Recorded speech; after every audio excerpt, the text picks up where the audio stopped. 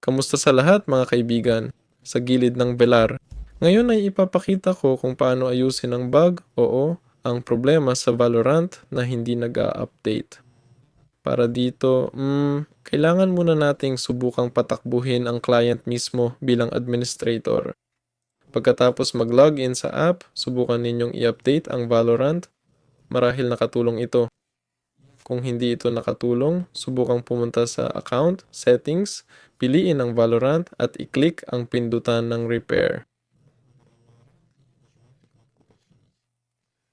At kung hindi pa rin ito nakatulong, subukang pumunta sa Google at i-type ang Valorant status.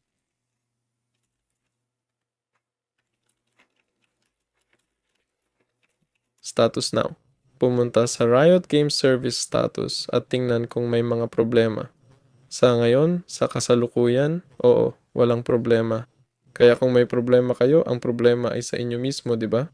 At karaniwan ay nalulutas ito ng mga naunang hakbang. Yun lang. Kasama ninyo si Velar. Paalam sa lahat.